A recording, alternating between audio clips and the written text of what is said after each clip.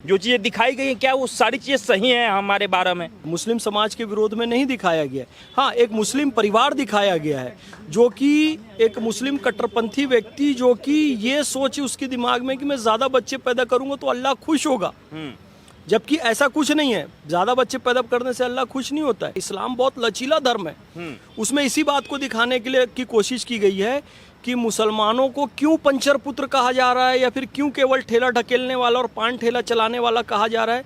क्योंकि सच्चर कमेटी की रिपोर्ट ही करी, आप शिक्षा में सबसे पीछे हैं। तो बच्चों को अल्लाह की देन ही समझ रहे हैं और बच्चे पैदा किए जा रहे हैं और फिर रोजगार के लिए सरकार को कोसते हैं। तो इन सब चीज़ों को एक अच्छे तरीके से दिखाया गया, गलत तरीके से नहीं दिखाया गया। कई लोग कह रहे हैं कि ये समाज को बांटने के लिए हमारे 12 जैसे फिल्में रिलीज किया जाता है, इसमें समाज सुधारने जैसी कोई मैसेज नहीं है। नहीं, ऐसा बिल्कुल नहीं है। इसमें समाज सुधार का मैसेज, और फिर कह रहा हूँ ये केवल मुसलमानों के लिए नहीं, सबके लिए है। अब लालू प्रसाद यादव के 9 बच्चे हैं, लालू प्रसाद यादव के 9 बच्चे हैं ना, वो तो हिंदू हैं, तो ये फिल्म तो उनके लिए भी है कि भैया कम बच्चे पैदा करो और बच्चे आप 2 बच्चे पैदा करो, 1 बच्चे पैदा करो, उनको सही शिक्षा दीक्षा दो। ये नहीं कि 9 के 9 पैदा करके छोड़ दिया और उनके नाम भी नहीं पता है। ये फिल्म मुझे ठीक लगी, समझदारी पूर्ण लगी, क्योंकि जनसंख्या विस्फोट तो पूरे विश्व के लिए एक समस्या है। आप मूवी देखने गए, देख करके आए, कैसा लगा मूवी और ऐसा क्या कंटेंट था मूवी में कि इसको बॉम्बे हाई कोर्ट ने जो है इस पे रोक लगा दिया और अगली सुनवाई इस पे 10 जून को है और 7 जून को रिलीज नहीं हो रही है मूवी? देखिए, कल 5 जून को मोदी मॉल नोएडा में इसका प्रीमियर रखा गया, जिसमें फिल्म के सभी कलाकार आए थे, उसके डायरेक्टर आए थे, उसके प्रोड्यूसर आए थे और आम जनता को भी आमंत्रित किया गया था। उसमें एक मुझे भी आमंत्रित किया गया था प्रीमियर शो के लिए। हमने कल जो फिल्म देखी उसमें तो कुछ भी आपत्तिजनक नहीं था। मेरे ख्याल से जिस पार्ट पे आपत्ति की गई हो उस पार्ट को हटा दिया गया है और कल जो फिल्म दिखाई दी वो एक विशुद्ध फिल्म थी। जनसंख्या बढ़ने पर जो समस्याएं उत्पन्न हो सकती हैं, यानी कि सबको जो समस्याएं उत्पन्न हो सकती है, वो चाहे किसी भी वर्ग, समुदाय, संप्रदाय का हो, उसमें दिखाया गया है। ये बात कि मुसलमानों को इसमें निगेटिव दिखाया गया हो, ऐसा कुछ हो, बल्कि मैं बताऊं उसमें बहुत खूबसूरत एक कव्वाली भी है जो कि पैगंबर हजरत मोहम्मद सल्लल्लाहु अलैहि वसल्लम को समर्पित है। बहुत सारे इस्लाम से संबंधित ऐसे वचन भी हैं जो बहुत अच्छे हैं, जो लोगों को प्रेरणा देने वाले हैं। तो कल जो हमने फिल्म देखी, हो सकता है कुछ आपत्तिजनक सीन को काटा गया हो, तो ठीक है, जिस पे आपत्ति थी उसे काट दिया गया। लेकिन कल जो एक फिल्म देखी हमने वो बहुत अच्छी फिल्म थी। समस्या को सही तरीके से पेश किया गया।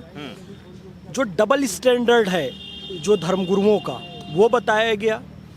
एक वकील होता है मुस्लिम, वो अपने क्लाइंट को 10-12 बच्चे पैदा करने के लिए प्रेरित करता है, लेकिन अपोजिशन की वकील, जो एक लेडी वकील होती है, वो भी मुस्लिम होती है, वो पूछती है कि वकील साहब आप बताइए, आप भी मुस्लिम हैं, आपके कितने बच्चे हैं? तो वकील साहब पढ़े लिखे समझदार होते हैं, उनके खुद के 2 बच्चे होते हैं और दोनों को वो अमेरिका में सेटल करके पढ़ाई लिखाई करके सेट कर चुके होते हैं। यानी कि जो गाइडलाइन देने वाले लोग हैं, कहने का मतलब समझिए, जो कश्मीर के युवाओं को आतंकवाद के लिए प्रेरित कर रहे हैं, वो खुद तो अपने बच्चों को विदेशों में सेट करके रखे हैं। जो यहाँ पर जनता को भड़का रहे हैं कि भाई ज्यादा बच्चे पैदा करो, तुम्हारी जनसंख्या बढ़ेगी तो तुम्हारा राज आएगा, और खुद कितने बच्चे पैदा किए? 2 बच्चे, और सबको सेट कर चुके। तो इस दोगलेपन को उस फिल्म में उजागर किया गया है।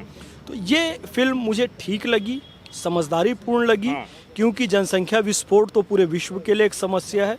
बताया भी गया है कि यदि आज आप 10 हैं तो कल 20 होंगे, तो फिर 40 होंगे, तो फिर 80 होंगे, फिर 100, ये मल्टीपल पे बढ़ेगा। तो रोजगार की, खाने पीने की, रहने की सारी समस्याएं बढ़ेंगी। और अभी 800 करोड़ है तो सीधा 1600 करोड़ होंगे, फिर 3200 करोड़ होंगे, दाने दाने को लोग तरसेंगे। ये फिल्म इस दृष्टिकोण से बनाई गई है। ठीक है, तो अब अगर यदि हम मान लें कि ये फिल्म एक जो समाज में जनसंख्या विस्फोट एक बड़ा समस्या है, हर चीज़ को लेकर के, चाहे नौकरी हो, खाने पीने के सामान हो, अनाज हो, हर चीज़ में जो है सो एक आपको किल्लत सा दिखते रहता है, कभी महंगाई तो कभी कुछ, ये सब जनसंख्या के कारण हो रहा है। अब इसके ऊपर अगर यदि मूवी बन रहा है और एक इसमें मुसलमानों को दिखाया गया है हमारे 12, जिसमें हमारे हिसाब से एक महिला जो है वो कोर्ट जाती है और अपने पिता के उनको लेकर के जाती हैं और वो अपने माता के लिए कहती हैं कि अब बचाया जाए, वो गर्भवती रहती है उनकी माता, इन सब चीज़ों को दिखाया गया है। क्योंकि आप भी एक मुसलमान हैं।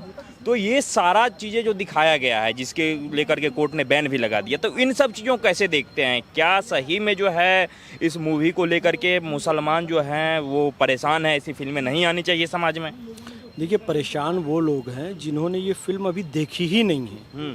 इसलिए यदि वो फिल्म देखेंगे, कल मैं डायरेक्टर और पूरी टीम के साथ भी था, उनका भी यही कहना था कि भैया एक बार पहले फिल्म देख लीजिए, परेशान होने की बिल्कुल जरूरत नहीं है। फिल्म में कोई भी इस्लाम के खिलाफ नहीं दिखाया गया है। ये दिखाया गया है कि यदि आप सही तरीके से स्कूल कॉलेज की शिक्षा नहीं लेंगे तो आपको समस्याएं आ सकती है, शिक्षा से आप दूर रहोगे। तो उसमें यह दिखाया गया, मुस्लिम समाज के विरोध में नहीं दिखाया गया। हाँ, एक मुस्लिम परिवार दिखाया गया है जो कि एक मुस्लिम कट्टरपंथी व्यक्ति जो कि ये सोच उसके दिमाग में कि मैं ज़्यादा बच्चे पैदा करूंगा तो अल्लाह खुश होगा, जबकि ऐसा कुछ नहीं है। ज़्यादा बच्चे पैदा करने से अल्लाह खुश नहीं होता है। आप बच्चों को सही तरबियत देंगे तब अल्लाह खुश होगा। और इस्लाम ये भी कहता है आप समस्या का समाधान बनो, समस्या मत बनो। और मैं आपको बताऊं, जनसंख्या नियंत्रण इस्लाम में भी है। पैगंबर हज़रत मोहम्मद सल्लल्लाहु अलैहि वसल्लम के पास एक व्यक्ति जाते हैं और कहते हैं कि मैं कठिन सफ़र पे जाना चाहता हूं अपनी पत्नी के साथ, और मैं ये नहीं चाहता कि इस दौरान मेरी पत्नी गर्भवती हो, क्योंकि और दिक्कत होगी फिर सफ़र में। तो पैगंबर हज़रत मोहम्मद सल्लल्लाहु अलैहि वसल्लम कहते हैं कि सफ़र के दौरान तुम गर्भ निरोधन का साधन अज़्ल का इस्तेमाल कर सकते हो। अज़्ल क्या है वो आप इंटरनेट में देखिएगा। यानी कि उस समय जो गर्भ निरोधन का उपलब्ध साधन था अज़्ल, पैगंबर हज़रत मोहम्मद सल्लल्लाहु अलैहि वसल्लम ने उसको प्रेफर किया। आज तो तमाम गर्भ निरोधन के साधन है। उन्होंने कहा संकट के समय में गर्भ निरोधक अपनाओ।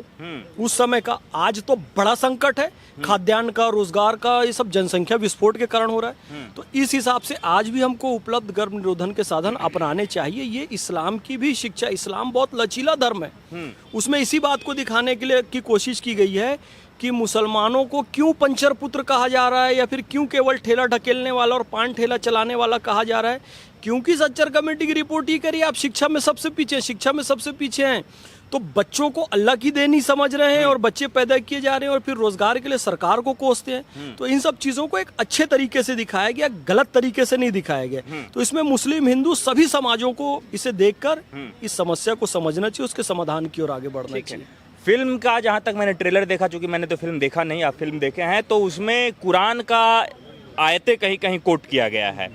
उसमें कहा गया है कि महिलाएं जो हैं, जो पत्नी हैं, वो अपने पुरुष की, अपने पति की खेती है, उसको जिस तरीके से चाहें आप उस पर अपना राज कर सकते हैं। क्या इस प्रकार की चीज़ें जो हैं वो कुरान में लिखा गया है, उसी को कोट करके दिखाया गया है? ये सब चीज़ें सही हैं? जो चीज़ें दिखाई गई हैं, क्या वो सारी चीज़ें सही हैं हमारे बारे में? मैं ये कह रहा हूँ कि फिल्म में वो कोई सीन नहीं है कि कुरान को कोट करके बता रहे हैं कि महिलाएं ये हैं वो हैं। उस फिल्म में ऐसा कोई भी सीन नहीं है।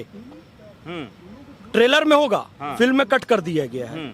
अब मैं आपको बताऊं, बार बार मिस इंटरप्रेट जो कुरान शरीफ को करते हैं कि महिलाएं खेती हैं, ऐसा है, वो कुरान शरीफ में इस संदर्भ में नहीं कहा गया। मैं पहले भी कहता हूँ, वेद की भी बहुत सारी गलत व्याख्याएं होती हैं। ढोल गंवार शूद्र पशु नारी ये सब ताड़न के अधिकारी, इसकी भी गलत व्याख्या आप करते हैं। कुरान शरीफ के इन पवित्र वचनों की भी आप गलत व्याख्या करते हैं।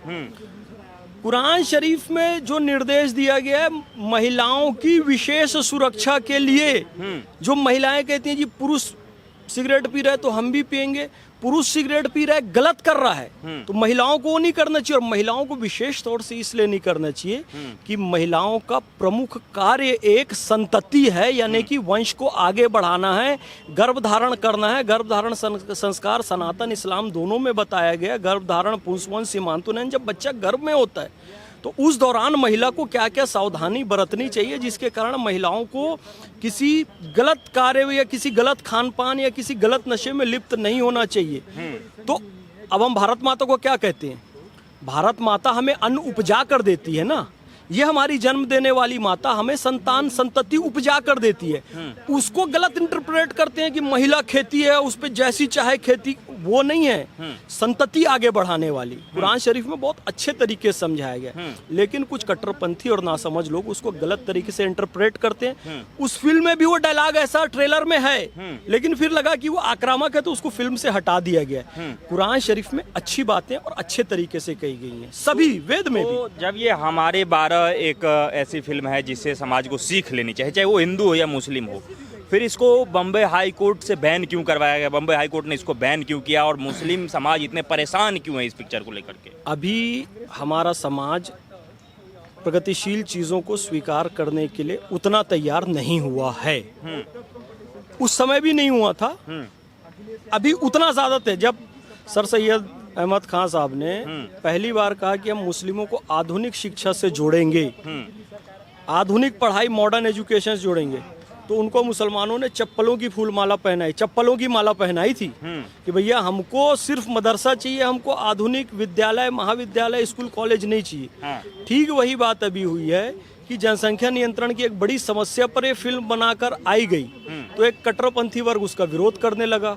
उसके दबाव में आकर कोर्ट की कहीं स्थिति बिगड़ ना जाए, इसलिए उसने ये निर्णय दे दिया। अरे संसद तक दबाव में आ चुकी है कट्टरपंथियों के। शाहबानो वाले केस में क्या हुआ था, सुप्रीम कोर्ट के निर्णय को बदल दिया संसद ने, इतने दबाव में थे कट्टरपंथियों के। यानी कि एक महिला को गुजारा भत्ता ना मिले, इसके लिए राजीव गांधी की सरकार ने पलटा था ना कट्टरपंथियों के दबाव में। तो कट्टरपंथियों के दबाव में कोर्ट ने भी ऐसा कर दिया है उस फिल्म में, जबकि ऐसा कोई नहीं है, इस्लाम के खिलाफ कुछ नहीं दिखाया गया। अच्छा, जब हम रिपोर्टिंग करते हुए कहीं दूर दराज में या फिर आसपास के क्षेत्रों में, सिटी में ही जब कहीं हम मुस्लिम पुरुषों से, मुस्लिम महिलाओं से बात करते हैं कि आपके कितने बच्चे हैं, तो वो कहती हैं कि बच्चे तो अभी हमारे जितने हैं वो उतना है ही और आगे देखा जाएगा। तो हम पूछते हैं ऐसा क्यों, तो वो कहते हैं कि मुस्लिम तो बच्चे तो अल्लाह के देन हैं।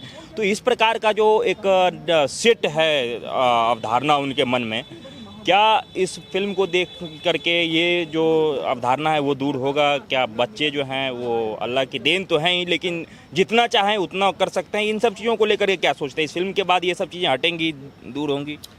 इस फिल्म के बाद निश्चित रूप से लोगों को ये समझ में आएगा कि अल्लाह की सबसे बड़ी देन हमारा दिमाग है, हमको उस दिमाग का इस्तेमाल करना है। और बच्चे अल्लाह की देन है बोल के हम बच्चों की भीड़ लगा दें, 12 बच्चे पैदा करके वो माता जो बच्चों को जन्म दे रही है उसको मार ही डालें।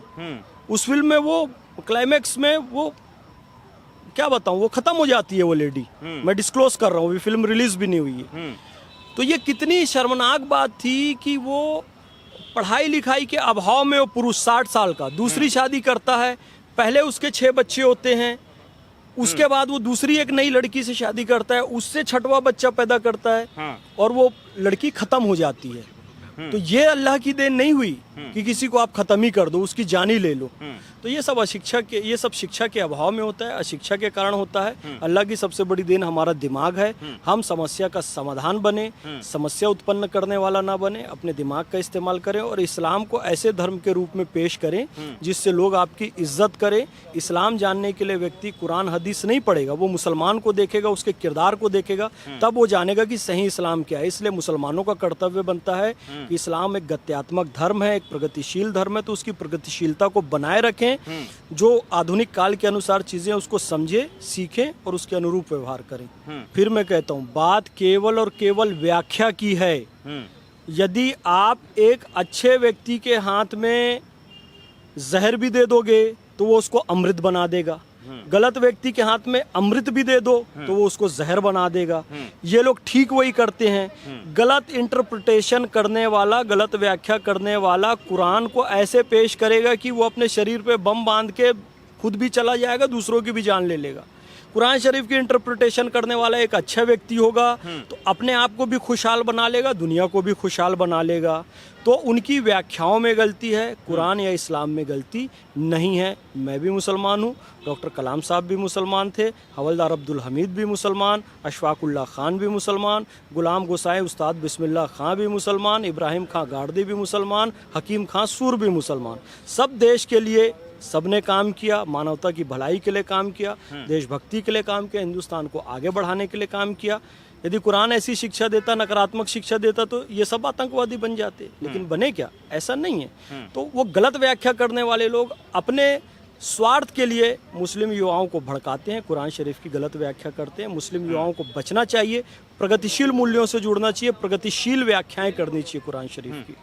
2.5 घंटे की लगभग ये फिल्म है, आपने 2.5 घंटे देखे होंगे। क्या फिल्म को लेकर के जो भी बातें हुई हैं उसमें कहीं ऐसा समाज को बांटने वाली मैसेज हैं, समाज में लड़ाइयाँ करवाने वाली बातें हैं। कई लोग कह रहे हैं कि ये समाज को बांटने के लिए हमारे 12 जैसे फिल्में रिलीज किया जाता है, इसमें समाज सुधारने जैसी कोई मैसेज नहीं है।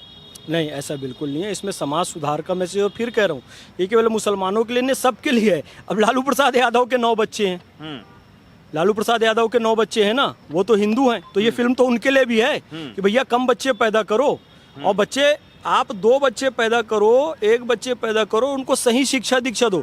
ये नहीं कि 9 के 9 पैदा करके छोड़ दिए और उनके नाम भी नहीं पता है। उसमें यही दिखाया गया कि बच्चों की उनको बर्थडे भी नहीं पता है, वो पढ़ रहे हैं नहीं पढ़ रहे हैं, कहाँ जा रहे हैं क्या जा रहे हैं नहीं पता है।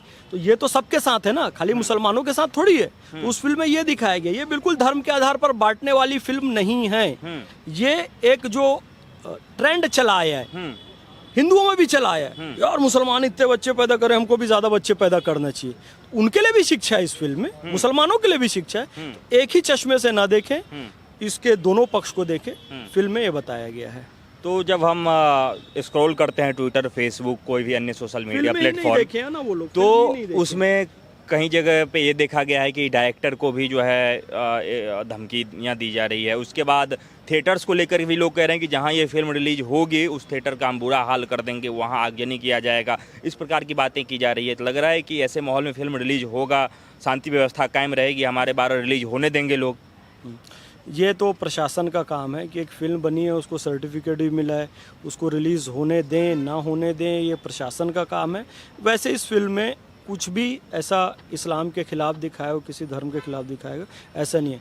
प्रशासन को चाहिए यदि एक फिल्म बनी है तो उसके जनता के सामने लाएं। ये प्रशासन की असफलता होगी यदि रिलीज नहीं होने देंगे, तो आप कट्टरपंथियों के आगे वही शाहबानों की तरह, केस की तरह झुक जाएंगे, तो ये प्रशासन की असफलता होगी। तो आप एक मुस्लिम होने के नाते हमारे 12 जैसे फिल्में जो हैं इसमें इसके साथ हैं। मैं 1/140 करोड़ हिंदुस्तान हूँ, यानी कि मैं भारत हूँ। भारत का नाम केवल नदियाँ, पहाड़, पर्वत, पठार नहीं है, देश की जनता है। तो मैं 1/140 करोड़ भारत हूँ, और भारत देश को संवारने सुधारने के लिए जो भी कदम उठेगा, चाहे वो फिल्म के रूप में, नाटक के रूप में, किसी मूवमेंट के रूप में, हम उसके साथ हैं। कितना नंबर देंगे 10 में से इस फिल्म को, हमारे 12 को? फिल्म अच्छी है, 10 में से 8, 8.5 नंबर हम इसको ज़रूर देंगे। बिल्कुल। बेहतर क्या लगा? कहानी, इसमें जो बैकग्राउंड म्यूजिक, बेहतर चीज़ें क्या है? डायरेक्टर का मेहनत कितना है इसमें? स्क्रिप्ट बहुत कसी हुई है, मतलब आप एक भी पल स्क्रीन से आंख नहीं हटाएंगे। उसमें जो गाने हैं, जो कव्वाली है, वो भी बेस्ट है। उसमें जो मैसेज है, फिल्म का कंटेंट है बहुत बढ़िया, और एक एक डायलॉग सधे हुए हैं। यानी कि स्क्रिप्ट राइटर भी बढ़िया है, गीत लिखने वाला भी बढ़िया है, कैमरामैन भी बढ़िया है, और कलाकार तो ज़बरदस्त हैं। यानी कि जो विरोध का वकील रहता है वो भी मुस्लिम होता है, और जो पक्ष का वकील रहता है वो भी लेडी रहती है, वो भी मुस्लिम होती है, और जो अन्नू कपूर का किरदार है वो भी मुस्लिम का किरदार है। इन सब ने अपने किरदार के साथ न्याय किया, और उसके जो पूरे 11 बच्चे होते हैं वो सधे हुए चेहरे हैं, नए चेहरे हैं, लेकिन सब ने बहुत अच्छा काम किया है। मतलब ऐसा लग रहा है कि बड़े मंझे हुए कलाकार हैं, लेकिन मैंने देखा सब नए नवेले लोग हैं, लेकिन सधे और मंझे हुए कलाकार की तरह उन्होंने काम किया है। और नए लोग फिल्म को 3 घंटा 2.5 घंटा बांधे रखे, अभी आज के कलाकार नहीं कर सकते। आज आप शाहरुख, आमिर और इनकी फिल्म देखने जाओ तो वो किसी सीन में बोर कर देते हैं, आप इधर उधर देखने। इस फिल्म को आप इधर उधर देखेंगे ही नहीं। यहाँ तक कि बीच में वो पॉपकॉर्न वगैरह भी लाकर सर्व किए तो ऐसा लगा था ये लोग डिस्टर्ब कर रहे हैं जैसे। तो फिल्म बड़ी अच्छे से उन्होंने बनाई है। कई लोगों का कहना है कि हमारे 12 जैसे जो फिल्में हैं इसमें सरकार का, खास करके नरेंद्र मोदी का हाथ है इस प्रकार की फिल्में बनवाने में, क्योंकि 14 से पहले लोग ऐसी फिल्में नहीं बनवाते थे। मोदी के आने के बाद कश्मीर फाइल्स हो, या फिर उसके बाद केरला स्टोरी हो, और अजमेर दरगाह की एक फिल्म आई, और उसके बाद जो है हमारे 12 पिक्चर जो है वो आ रही है। तो क्या लग रहा है इसमें सरकार जो है वो बनवा रही है जिस प्रकार से लोग कह रहे हैं, आपको क्या लगता है? नहीं, देखिए धार्मिक कुरीतियों पे फिल्म पहले से बनती रही। अब दीपा मेहता की वो सब वाटर, फायर, ये सब तो बनी ही है ना, और भी बनी। पहले तो एक सामान्य उसमें भाई मंदिर में धर्मेंद्र को लड़की छेड़ते हुए दिखा देते थे, हिंदू धर्म में बताते थे कि कितनी छुआछूत है, वो प्राण एक चर्मकार का रोल करता है वो फिल्म में, तो उसके घर कोई पानी नहीं पीता है। तो इस तरह की चीज़ें दिखाई गई हैं पहले भी फिल्म में, कि धर्म की जो कुरीतियां हैं कि भाई सनातन में अस्पृश्यता है, छुआछूत है, या और विधवा महिलाओं के साथ जो स्थिति हुई उस पर भी बहुत सारी फिल्म बनी है। तो ऐसी फिल्में कोई अभी बन रही हैं मोदी जी के बाद, ऐसा बिल्कुल भी नहीं है। ये धार्मिक कुरीतियों पे फिल्म पहले भी बनती रही है। हाँ, ये है जो इंस्टेंट ट्रिपल तलाक है, या फिर अधिक बच्चों की समस्या है, या फिर जो आतंकवाद रहा केरल में और कश्मीर में, उन सब पर पहले फिल्म बनती थी पर कम बनती थी, अभी ज़्यादा बन रही है। यानी अब बैलेंस हो गया है मामला, हम ये कह सकते हैं। पर अभी ही बन रही है ऐसा बिल्कुल भी नहीं है। अभी बिल्कुल ऐसा नहीं है। नहीं। अगर हम क्लियर पॉइंट पे बात करें तो फिल्म को बनाने को लेकर के जो मैसेज दिया गया है, वो मैसेज हम चाहते हैं कि हमारे दर्शकों को आप अपनी तरफ से बताएं कि क्या क्लियर मैसेज। फिल्म को बनाने के पीछे उद्देश्य ये संदेश देना है कि अल्लाह ने, भगवान ने, ईश्वर ने सुंदर रचना बनाई है, ये पृथ्वी बनाई है, हम सबको इसकी सुरक्षित है, ये समस्याएं ना हो, इसलिए सभी वर्ग, दुनिया के सभी वर्ग जनसंख्या नियंत्रण पर अपना अपना योगदान दें। जनसंख्या नियंत्रण करना एक समझदारी भरा काम है, किसी भी धर्म का विरोध इसमें नहीं है। इस फिल्म में यही बात दिखाई गई है।